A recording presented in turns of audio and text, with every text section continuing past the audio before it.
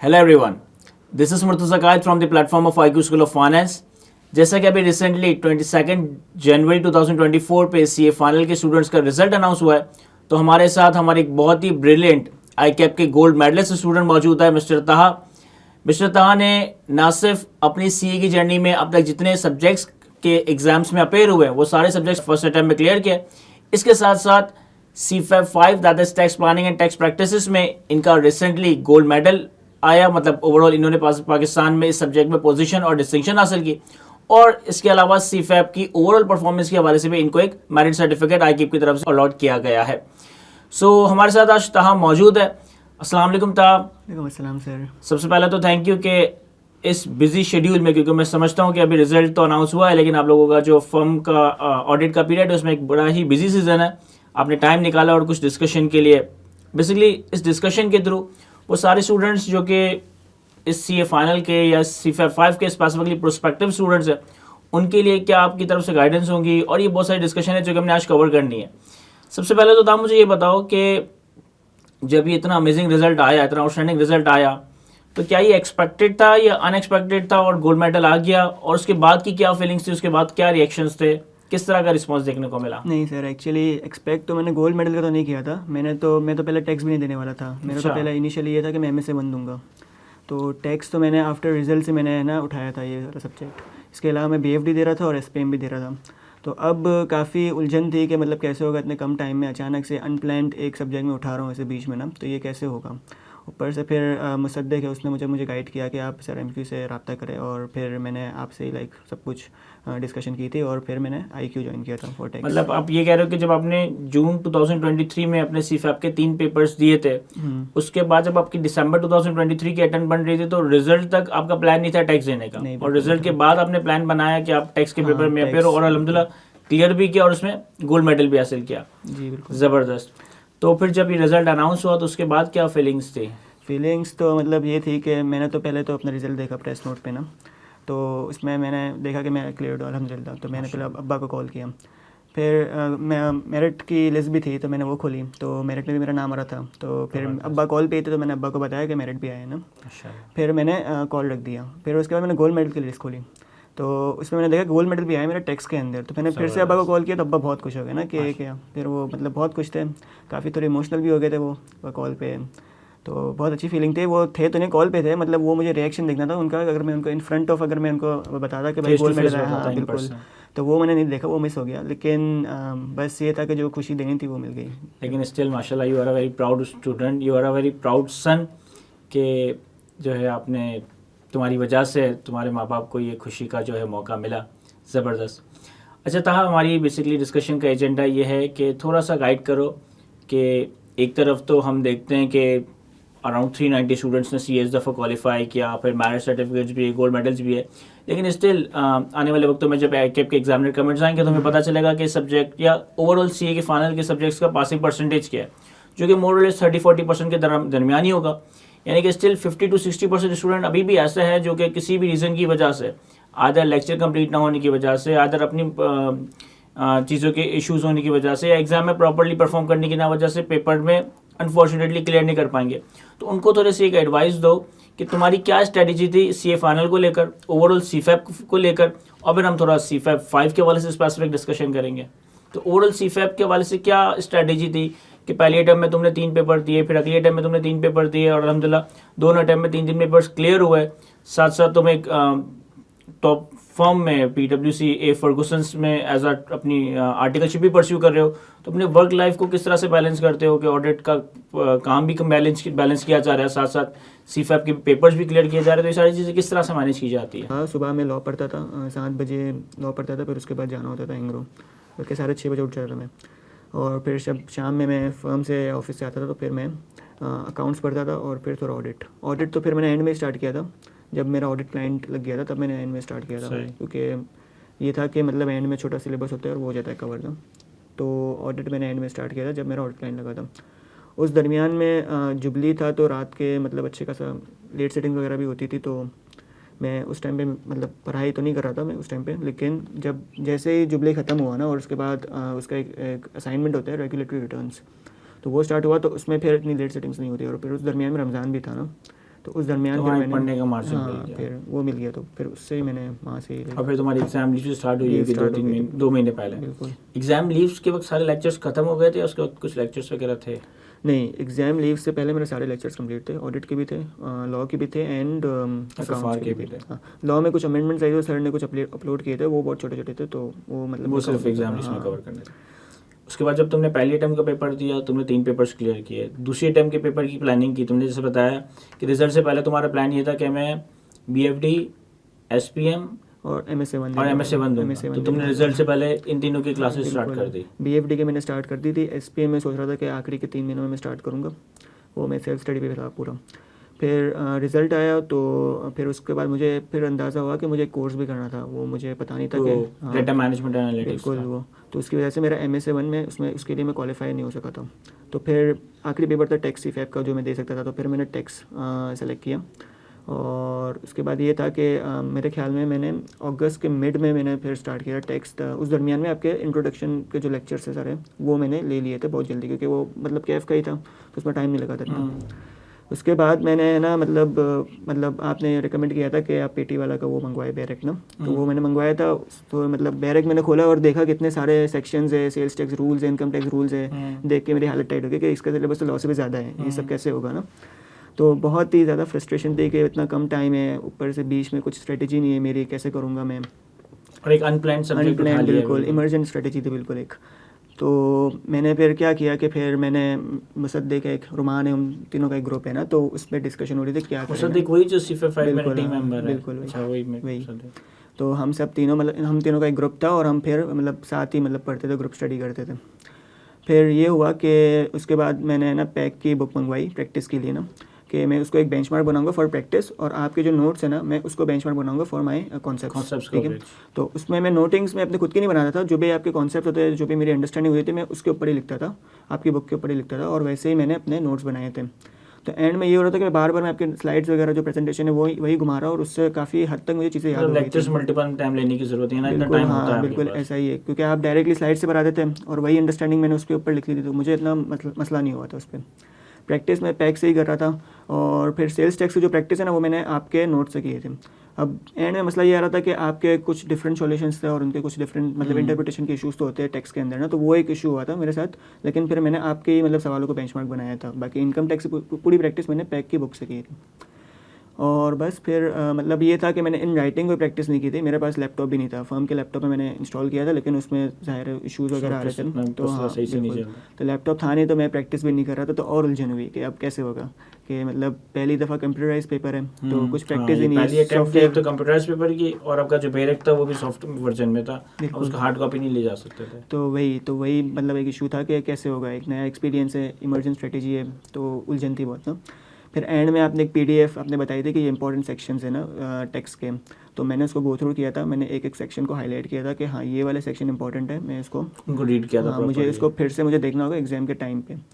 और एक इशू ये भी था कि मेरा SPM के बाद टैक्स था, तो कोई गैप वगैरह भी नहीं था मेरे पास ना, तो मुझे इसके लिए भी एक स्ट्रेटेजी बनानी थी कि मैं मेरे पास कुछ अराउंड 11-12 पहले ये अच्छा सफिशिएंट रिवीजन करके रखूं ताकि SPM के बाद ज़्यादा ऐसा ही। तो मैंने मतलब फिर मैंने ना आपके कुछ नोट्स ऐसे थे कि जो मैंने अलग कर दिए थे, कि FTR MTR इन सब के नोट्स मैंने अलग कर दिए थे कि ये मुझे फिर से देखने हैं, बिल्कुल ये सारे आपने जो बताए थे। फिर मैंने बैरक खोला, फिर मैंने देखा कि सेल्स टैक्स रूल्स के जितने भी सेक्शंस आ रहे जो इंडेक्स था उसमें मैंने सबको मतलब उनकी हेडिंग सिर्फ पढ़ी, मैंने देखा कि क्या ये इंपॉर्टेंट है कि एग्जाम में टेस्ट हो सकते हैं कि नहीं, कंप्लीटनेस इंश्योर करने के लिए। उसमें से बहुत कम ही सेक्शंस मिले, 4-5 के सारे एडमिन नेचर के सेक्शंस थे, तो मैंने उसको फिर जाने दिया। जो 4-5 थे मैंने उनको एक बार पढ़ लिया, और फिर उसका कॉन्सेप्ट को फिर मैंने कहीं पे लिख दिया, उसकी समरी बनाई और उसको मैंने साइड में रख दिया। तो बस ऐसे ही था कि लाइक मतलब चीज़ों को रिवाइज़ करना पड़ता है टेक्स्ट के अंदर बार बार, कि आप जैसे कि रिजीम्स है वो बहुत कॉम्प्लेक्स है और उसमें इंटरप्रिटेशन के इश्यूज़ भी होते हैं ना, तो वो इश्यूज़ को मैं कोप नहीं कर रहा था, मतलब मैं उसको ये नहीं कर रहा था कि इसके अंदर मैं बहुत ज़्यादा डिटेल में जाऊँ कि ये भी हो सकता है वो भी हो सकता है, तो मैं इतना डिटेल में नहीं गया था चीज़ों के अंदर। मैंने बहुत ही स्ट्रेट लगी थी कि भाई अगर ये चीज़ है तो ये होगी, और अगर ये चीज़ है तो ये होगी, क्योंकि ICAP कभी भी इंटरप्रिटेशन के लिहाज से कभी सवाल नहीं पूछता, मतलब पूरे 100 मार्क का पेपर ऑब्वियसली उसमें नहीं पूछ सकता, 2-4 मार्क के। तो मैंने अपने आप को इतना कंफ्यूज नहीं रखा था कि भाई ये भी हो सकती है, ये भी पॉसिबिलिटी है, तो वो सब मैंने क्रिएट नहीं की थी। मैंने सिंपल आपके नोट्स देखे थे, उसको जो भी अंडरस्टैंडिंग थी उसको मैंने स्ट्रेट मतलब ऐसा कह सकते हैं कि मैंने याद कर लिया टेक्स्ट ट्रीटमेंट सबकी ना, ताकि एग्जाम में बैरक खोलना ना पड़े मुझे, सिर्फ और सिर्फ रेट्स के लिए खोलना। बाकी प्रैक्टिस ऐसे थी कि मैं लिख के नहीं करता था, जो भी एडजस्टमेंट थे ना उसके आगे मैं लिखता था कि ये कौन सी रीजन के Add अंदर होगा, फॉल less करेगा, होगा, क्या हाँ करेगा। ये कैसे ऐड होगा, कैसे लेस होगा, इसका रेट क्या होगा, इसकी सोर्स क्या है, Region पाकिस्तान क्या सोर्स होगी। है या फिर, हाँ बिल्कुल ऐसे ही मैं लिखता था। तो उसको मैंने ऐसे 4-5 दफ़ा वैसे मैंने पैक की ऐसे घुमाई थी। फिर मैंने क्वेश्चन बैंक लिया ICAP का, उसमें भी मोर और लेस सारे मतलब वही पास पेपर के सवाल थे। तो बस ये था। और फिर इन दी एंड फिर मैंने आपके जो एंड में जो क्वेश्चंस थे सेल्स टैक्स के थे, इनकम टैक्स के थे, मैंने एक बार मतलब उसको भी रिव्यू कर लिया कि कोई ऐसा क्वेश्चन तो नहीं है जो कि मैं मिस कर रहा हूँ, तो वो मैंने देख लिए थे। तो ऐसे ही लाइक मैंने किए थे। और फिर इन दी एंड जो लास्ट वीक था ना उसके अंदर फिर मैंने ICAP का सॉफ्टवेयर खोला था और 6-7 सवाल मैंने सेल्स टैक्स के किए थे सॉफ्टवेयर में और 5-6 सवाल मैंने इनकम टैक्स के किए थे जो मेन होते हैं कैलकुलेशंस के, बस मैंने वही किए थे। और पूरा ईयरली पेपर सॉल्व किए थे या सिर्फ टॉपिकली चले कुछ ईयरली पेपर्स, एक तो ICAP का डेमो टेस्ट था तो मैंने उसमें मैं गया था, उसको मैंने अटेंड किया था। तो वहाँ पे मैं मतलब सॉल्व नहीं कर रहा था चीज़ें, मैं वहाँ पे सॉफ्टवेयर को पूरा एनालाइज कर रहा था कि क्या क्या पॉसिबिलिटी है और कहाँ पे मैं मतलब है ना कौन सी चीज़ अपने क्या है, टाइम को features क्या सेव है, कर सकता हाँ। हूँ, बिल्कुल ऐसा ही है। तो वहाँ पे मतलब मैं ये चीज़ सारी चीज़ मतलब कर रहा था। इसके अलावा मैंने ईयरली एंड में मैंने एक किया था, वो भी मतलब इसमें एक इशू ये भी है ना कि लाइक आपको आंसर्स ढूंढने पड़ते हैं क्योंकि आंसर्स आप ICAP को फॉलो नहीं कर सकते ना क्योंकि वो तो पुराने लॉ के हिसाब से होंगे ना।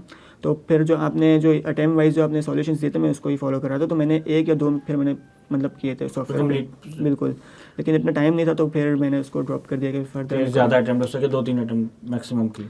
तो पहली बार जब ये ऑनलाइन देखा है कि पहला ही एग्ज़ाम है जो कि CF लेवल पे आपने ऑनलाइन दिया होगा, तो एग्ज़ाम के एक्चुअल 3 घंटों में क्या एक्सपीरियंस था CFA 5 में जो ऑनलाइन पेपर था? मतलब उसको सॉल्व करने में ज़्यादा टाइम लग रहा था, कम टाइम लग रहा था, चीज़ अच्छे से मैनेज हो रही थी, फ्रस्ट्रेशन हो रही थी या सॉफ्टवेयर मसला कर रहा था और कोई नहीं। चीज़? जब पेपर हाथ में आया तो पहले मैंने देखा कि इनकम टैक्स का एक सवाल आया कैलकुलेशन का, दूसरा इनकम टैक्स का सवाल आया जिसमें टैक्स ट्रीटमेंट बतानी है कि ये एडजस्टमेंट कैसे हमारे रिटर्न के अंदर इनकॉर्पोरेट होगी ना, तो उसमें एक्सप्लेन करना था। तो ये मैंने जब चीज़ देखी ना तो मैं सुकून में आ गया कि ठीक है अब पेपर निकल जाएगा, क्योंकि ये मैं 2 सवाल एक्सपेक्ट कर रहा था कि ICAP पूछेगा। सेल्स टैक्स का सवाल पूछा तो सेल्स टैक्स के सवाल की वेटेज भी बहुत ज़्यादा थी, 20 मार्क्स का 21 मार्क्स का सवाल था। तो मैं और सुकून में आ गया ठीक है अब पेपर तो निकल ही जाएगा, अब कोई इशू नहीं है ना। मतलब तुम्हें था कि 2-3 सवाल ये 55 to 60 मार्क के तो मैं इसी से पास मार्क्स आराम से बिल्कुल निकाल सकता बिल्कुल हूँ। ऐसे ही। तो मैंने पहले इनकम टैक्स स्टार्ट किया, जो उसका न्यूमेरिकल पार्ट था वो मैंने सॉल्व किया। उसमें मेरे ख्याल में टैक्स क्रेडिट का सवाल था एक, तो उसमें थोड़ा कन्फ्यूजन हो रहा था कि मतलब इस पर 100% टैक्स क्रेडिट लगेगा तो उस पर मिनिमम टैक्स पे भी मतलब था टैक्स क्रेडिट, तो उसकी लाइबिलिटी इन दी एंड क्या बनेगी ना, तो उस पर थोड़ा एक इशू था हो रहा था। मैं खैर फिर मैंने उसके बारे में 70-80% सही कर लिया था तुमने? हाँ वो मैंने 70-80% सही कर लिया था। उसके बारे में मैंने इतना सोचा नहीं। फिर मैं दूसरे सवाल पे आ गया जिसमें टैक्स ट्रीटमेंट को एक्सप्लेन करना था कि ये मतलब Income tax के एडजस्टमेंट लिए सही है सब कि नहीं है, या फिर आप कमेंट करें इनके ऊपर। तो वो भी काफ़ी हद तक वो चीज़ें क्लिक हो रही थी। वो मेरा लक था या फिर शायद मेरी तैयारी इतनी अच्छी थी, लेकिन मुझे मेरा ये बिलीफ है कि वो मेरा लक था कि मुझे सारा मतलब बहुत जल्दी चीज़ें क्लिक हो रही थी वहाँ पे। तो वो फिर मैंने सवाल सॉल्व किया, वो जल्दी हो गया मुझसे। फिर मैं सेल्स टैक्स के क्वेश्चन पे आया जो न्यूमेरिक पार्ट है, वो मैंने सवाल सॉल्व किया। तो वहाँ पे मैं मतलब सवाल पढ़ रहा हूँ तो मुझे फिर याद आया कि एक SRO था कि जिसके अंदर उसमें 18% को 25% से रिप्लेस किया था कुछ आइटम्स के ऊपर। वो मोस्टली SRO हाउस होल्ड, 297 हाँ वो मार्च में जो रिलीज़ हुआ है 2023। 23। तो वो वहाँ पे मुझे फ़ौरन क्लिक हो गया कि यहाँ पे 25 रेट लगेंगे, 25% रेट लगेगा बहुत सारे आइटम्स के ऊपर ना। तो वो मुझे लग रहा है कि शायद वो एक टर्निंग पॉइंट था। तो वहाँ पे बहुत मैं फिर सुकून में आ गया था कि ठीक है अब पेपर निकल जाएगा। फिर उसके बाद फिर छोटे छोटे सवाल थे वो मैंने किए। सेल्स टैक्स के एक चेंज इन टैक्स रेट वाला था वो एक था, और इसके अलावा बहुत सारे थे। FED का भी एक था। तो सब मतलब सुकून से हो रहे थे। पेपर तुमने पूरा 100% हाँ बिल्कुल attempt किया। 100% हो गया था मेरा। फिर एंड में मैंने ICAP का जो कोड ऑफ एथिक्स का एक सवाल आता है, एथिक्स के पोर्शन से, तो मैंने वो फिर अटेम्प्ट किया था। एंड में बस मैं टाइप कर रहा था और फिर मैंने एक चीज़ को कॉपी करके रखी हुई थी और मैंने बस गलती से मुझसे कंट्रोल V हो गया ना, तो कुछ और ही पेस्ट हो गया हेडिंग की जगह, यानी कि कोड ऑफ एथिक्स के सवाल में कुछ और ही चीज़ आपकी लग Paste गई हो ना। गई। हाँ तो और फिर मैं जैसे कंट्रोल में Z करने गया तो मेरा टाइम खत्म हो गया और पेपर खत्म हो गया। फिर मैं इस टेंशन में था कि यार वो मेरा अच्छा खासा सवाल आ रहा था और बीच में मैंने कुछ और चीज़ पेस्ट कर दी तो वो कुछ ही और ही जगह और वो ही सवाल, direction में चली हाँ तो वो बस एक था। मतलब चूंकि पहली बार CFA ऑनलाइन था तो मैं एक्सपेक्ट कर रहा था कि बुरा एक्सपीरियंस होगा, लेकिन मुझे भी पर्सनली ज़्यादा इवन किसी भी स्टूडेंट से ये फीडबैक नहीं मिला कि सर ऑनलाइन की वजह से मसला हुआ या पेपर पूरा नहीं कर पाए। तो I guess it is a good experience. हाँ काफ़ी अच्छा एक्सपीरियंस था। और मतलब एग्जाम से पहले जो लोग परेशान थे कि ऑनलाइन किस तरीके से होगा, तो इस तरह की कोई कंप्लेंट मुझे एग्जाम के बाद देखने को नहीं मिली। मतलब ये CFAP का एक ही पेपर होगा जो मेरा 100% सही से तमीज़ से हुआ था। ज़बरदस्त। इसके अलावा और कोई पेपर मेरा BFD का मैंने दिया वो मुझसे 90% अटैम्प्ट हुआ था। SPM का इवन तो पेपर मुझसे सही से अटैम्प्ट नहीं हुआ था, वो भी मेरा कुछ 90% या 80% अटैम्प्ट हुआ था वो भी। लेकिन ये फाइनल CFAP लेवल 5 पे 90% अटेम्प्ट होना भी बहुत बड़ी बात है माशाल्लाह से। और तो क्योंकि मुझे अपने याद पड़ता है मैंने CA फाइनल पे ही एक पेपर ऐसा भी दिया है जो मैंने हार्डली 66-65 मार्क का अटैम्प्ट किया था, निकल गया था अल्हम्दुलिल्लाह वो पेपर, लेकिन मैंने अटैम्प्ट इतना किया था, तो 90% अटैम्प्टेबिलिटी इज़ वेरी गुड। बाकी थोड़ा फर्म के हवाले से बताओ कि फर्म में किस तरह का लर्निंग एक्सपीरियंस देख रहे हो, कहाँ देखते हो अपने आप को, कि अभी तो जैसे तुम्हारी क्वालिफिकेशन में सिर्फ अल्हम्दुलिल्लाह 2 ही पेपर रह गए, MSA 1 MSA 2, इसके बाद फिर आगे कहाँ देखते हो आपको, अपने आप को फर्म में करियर बनाते हुए देखते हो, या इंडस्ट्री जाओगे, या पाकिस्तान में, या पाकिस्तान से बाहर? अभी तक तो फ़िलहाल कुछ कंफर्म है नहीं अभी तक तो, क्योंकि अब्बा का ये था कि आप बाहर ही जाओ ना, फिर अब्बा का भी चेंज हो गया मूड, पता नहीं क्यों हुआ कि वो कह रहे कि नहीं पाकिस्तान में रहो, क्योंकि मैं अब हूँ भी इकलौता ना, तो अब मैं बाहर चला जाऊँगा तो फिर अब्बा अम्मी के लिए Parents कोई को होगा support नहीं, तो करने वो के लिए एक करना इशू है। चाहिए। अदरवाइज़ तो मेरा है कि मैं बाहर ही जाऊँ, शॉर्ट टर्म के लिए अभी फ़िलहाल है कंफर्म कि मैं शॉर्ट टर्म के लिए जाऊँगा, फिर से मैं एक्सपीरियंस लेके एक्सपोजर लेके फिर से मैं यहाँ पे इंडस्ट्री मूव ऑन कर जाऊँगा, लेकिन अभी कुछ डिसाइड है नहीं अभी, क्योंकि अभी Tentative है सारी चीज़ें। कुछ ऐसा है नहीं। बाकी फर्म लाइफ के बारे में बोलो तो काफ़ी अच्छे सीनियर्स मिले थे। पहला एंग्रो था, सेकंडमेंट थी मेरी, तो उसमें भी काफ़ी अच्छे सीनियर्स थे मेरे, तो वहाँ पे मैंने अच्छे तरीके से पढ़ाई की, मैंने अपने वर्क लाइफ को बैलेंस किया, और फिर उसके बाद मेरा दूसरा क्लाइंट था, तो वहाँ के जो जॉब इंचार्ज थे तो वो भी काफ़ी सपोर्टिव थे, ठीक है, वो चीज़ों को कंसिडर करते थे, और मतलब ये था कि वो उनको पता था कि मतलब काम को कैसे मैनेज करना है, और जो उनके जूनियर्स हैं ना उनको ज़ाहिर है उनको पढ़ाई भी करनी होती है, तो उनको फिर कैसे मैनेज करना है, तो वो भी काफ़ी अच्छे थे। तो ये एक रीज़न है कि सीनियर्स को अच्छे थे, तो मुझे टाइम मिला था पढ़ने के लिए, और उसकी अटैम्प्ट में मेरे 3 पेपर्स निकल गए थे, लॉ, FFR एंड ऑडिट। अब नेक्स्ट अटैम्प्ट के अंदर जो मेरा क्लाइंट था तो उसमें मेरा अच्छा मतलब नसीब था कि उस अटैम्प्ट में भी मुझे काफ़ी अच्छे सीनियर्स मिले, तो मतलब वो ये था कि फजूल की लेट सेटिंग्स वगैरह नहीं होती थी, वो खुद ही कहते थे कि भाई कि मतलब इतना काम नहीं है तो आप जाएँ पढ़ाई करें, इफेक्टिव काम करने पे फोकस effective करते थे कि काम था। काम करो भले जी, बिल्कुल। कम टाइम। तो मतलब ये था कि मतलब जहाँ टाइम मिलता था मैं पढ़ने बैठ जाता था, मैं अगर बस में ट्रैवल करता था, मेरे पब्लिक ट्रांसपोर्ट में ही ट्रैवल करता हूँ, तो वहाँ पे भी मैं SPM का लेक्चर देख लिया, फिर SPM के नोट्स खोल लिए, तो मैं ऐसे ही पढ़ाई करता था। एंग्रो में भी यही था, एंग्रो में भी जब मैं जाता था क्लाइंट पे तो मैं एक लेक्चर FFR का देख लेता था, फिर आते वक्त एक लेक्चर FFR का देख लेता था, मतलब मैंने देख लिए थे वो, फिर वैसे ही रिवाइज़ कर रहा था मैं, तो बस ऐसे मैंने मैनेज किया था, जब टाइम मिलता था तब मैं पढ़ाई करने बैठ जाता था। कहा एक लास्ट क्वेश्चन के तौर पे, जितने भी लोग अभी आने वाले वक्तों में CA फाइनल या CA के एग्ज़ाम में अपेयर होंगे, उनके लिए क्या एडवाइस होगी, कि क्या डूज एंड डोंट्स हैं जो कि उनको करने चाहिए, या जो तुमने किए, और अल्हम्दुलिल्लाह सिर्फ तुम्हारे 2 पेपर्स ही रह गए CA में, जो कि हमारी विशेष है कि वो भी आने वाले वक्तों में क्लियर हो जाएंगे, सारे पेपर्स तुमने अब तक फर्स्ट अटैम्प्ट में क्लियर करे, तो जितने स्टूडेंट्स प्रोस्पेक्टिव CA के स्टूडेंट्स हैं उनके लिए क्या एडवाइस है, क्या चीज़ उनको करनी चाहिए, क्या चीज़ उनको नहीं करनी चाहिए, क्या फॉर्मूला, क्या स्ट्रेटेजी है कि तुमने अब तक जितना भी CA का जर्नी, जितना भी CA के पेपर्स क्लियर किए, वो यहाँ तक अल्लाह ने फर्स्ट अटैम्प्ट में क्लियर करवा दिए? सबसे एक इम्पॉर्टेंट टिप ये है कि आप अपना एक बेंचमार्क बनाओ, सर के लिहाज से भी एक बेंचमार्क बनाओ कि आप उनको ही फॉलो करें, नोट्स के लिहाज से भी आप एक बेंचमार्क बनाओ, आप मतलब उधर उधर की चीज़ें नहीं देखें आप, और इसके अलावा गाइडेंस अगर आप किसी से ले रहे हैं ना कि मैं कैसे पास करूँ, तो उसके लिए भी एक बेंचमार्क बनाए। मैंने बहुत लोगों को देखा है कि वो क्या करता है कि वो मतलब सबसे पूछता है कि मैं कैसे करूँ, कैसे होगा, तो वो बंदा मतलब उसको गाइडेंस नहीं मिलती, वो और कन्फ्यूज हो मिसगाइड हो जाता है। तो वो मतलब वो सोचता है कि मुझे ये भी करना है, मुझे ये भी करना है, पास करने के लिए ये भी करना होगा, तो ज़्यादा कन्फ्यूज़ हो जाता है, फिर इन दी एंड फिर वो मतलब मैनेज नहीं कर पाता प्रेशर के एंड, वो जो एग्ज़ाम के टाइम पे जो प्रेशर होता है ना वो मैनेज नहीं कर पाता। दूसरी गाइडेंस ये है कि मतलब आप अपने टाइम को सही से मैनेज करें, ठीक है, अगर आपको अपॉर्चुनिटी मिल रही है कि आप इस टाइम पे पढ़ सकते हो तो आप अभी पढ़ लें, क्योंकि मेरे ख्याल में 2 साल की कहानी है, उसमें ही आपको मेहनत करनी है, उसके बाद तो फिर आप फर्म की लाइफ एंजॉय करें, फिर अपनी पर्सनल लाइफ भी एंजॉय करें आप, सही है। तो आप मतलब अपने टाइम को सही से मैनेज करें। और तीसरी सबसे इंपॉर्टेंट चीज़ है ना, जो कि सर इब्राहिम भी एम्फेसाइज करते हैं, वो है कि आप अपने पेरेंट्स की रिस्पेक्ट करें, और कभी भी लाइक मतलब उनको ये ना समझे कि मतलब अब मैं CA में हूँ तो मुझे उनसे ज़्यादा आता है, या मैं ज़्यादा मतलब उनसे आगे बढ़ सकता हूँ, तो आप कभी भी इस चीज़ को कंसिडर ना करें। मतलब मैंने ये चीज़ नोट की है कि बच्चा एक CA में आता है ना तो वो बहुत ही ज़्यादा फ्रस्ट्रेटेड हो जाता है, वो काफ़ी मतलब चिड़चिड़ा हो जाता है, वो छोटी छोटी बात पे है ना मतलब वो बहुत गुस्सा हो जाता है, क्योंकि फॉर्म का प्रेशर भी होता है, पढ़ाई का प्रेशर भी होता है, तो मतलब छोटी छोटी बात पे वो बदतमीज़ी पे आ जाता है, तो मतलब ये चीज़ अवॉइड करें, मतलब माँ बाप की अब दुआएं वगैरह लें, ये बहुत इंपॉर्टेंट चीज़ है, क्योंकि मैंने अभी तक जितने भी CA के अंदर एग्जाम्स में मैं पास हुआ वो सिर्फ अम्मी अब्बा की दुआ की वजह से हूँ, और कोई रीज़न है ही नहीं, क्योंकि मैं मतलब मेरे जब भी एग्जाम होता था मैं अम्मी अब्बा को मतलब एक काम पे लगा देता कि भाई आप दुआई करें, और मतलब जो भी मेरे किसी कुरान की सूरत है फिर दुआ भी बिलीफ है तो वो आप कंटिन्यूसली पढ़ते जाएं, रोज़ आप पढ़ें 1-1, 2-2, 3-3, 4-4, तो मेरी भी यही रिकमेंडेशन है कि मतलब आपका जिस सूरत के अंदर बिलीफ हो या किसी दुआ के अंदर बिलीफ हो, तो फिर आप अपने अम्मा अब्बा से रिक्वेस्ट करें कि आप रिमाइंड करें कि भाई आपको रोज़ पढ़नी है वाली, तो ये आपको करना ही होगा, क्योंकि मतलब दुआ तो बहुत इंपॉर्टेंट चीज़ है, इसके अलावा तो और कुछ है ही नहीं। तो मतलब यही बस टिप्स है, इसके अलावा तो बस आप मन लगा के पढ़े, क्योंकि एक रीज़न होना चाहिए CA करने के लिए। नंबर 1 मैं इसका थोड़ा सा उसको समराइज़ कर दूँ। नंबर 1 कि एक डायरेक्शन अगर आप लोगों से एडवाइस भी ले रहे हो तो आप एक बेंचमार्क बनाओ, एक अपना मेंटोर सेलेक्ट कर लो और फिर वो जो एडवाइस कर रहा है उसको सिंसियरिटी के साथ फॉलो करो, रादर देन कि आप बहुत सारे लोगों से बहुत सारे मशवरे लेकर मिसगाइड हो रहे हो। नंबर 2, हमने अपने टाइम को इफेक्टिवली यूज़ करना है। अगर लेट्स से जैसे तुमने मुझे बताया ना, I am very much impressed कि तुम ट्रैवलिंग टाइम में भी अपना एक लेक्चर रिवाइज कर लेते थे कि क्लाइंट पे जाते वक्त एक लेक्चर रिवाइज कर लिया, क्लाइंट से वापसी पे एक लेक्चर रिवाइज कर लिया। Yes, this is the best utilization of time that one can do. तो हमने अपने टाइम को इफेक्टिवली यूटिलाइज करना है। सिर्फ इस चीज़ को समझना है कि 1-1.5 साल 2 साल की बात है, उसके बाद तो फिर हमारे पास टाइम ही टाइम होगा। एंड नंबर 3 कि हमारे सराउंडिंग्स में जितने भी लोग हैं, चाहे हमारे दोस्त हो गए, चाहे हमारे कोलीग्स हो गए, चाहे हमारे सीनियर्स हो गए, और सबसे इंपॉर्टेंट ऑब्वियसली हमारे पेरेंट्स, इन सब का सपोर्ट, इन सब की विशेस, इन सब की प्रेयर्स बड़ी ज़रूरी है एक इंसान की जर्नी को सक्सेसफुल बनाने में और ये सारी अचीवमेंट्स को हासिल करने में। वेल, थैंक यू ता, thank you so much for your time. I hope कि हमारी जो भी डिस्कशन है वो CA के प्रोस्पेक्टिव स्टूडेंट्स के लिए, CA फाइनल के स्टूडेंट्स के लिए काफ़ी ज़्यादा हेल्पफुल होगी।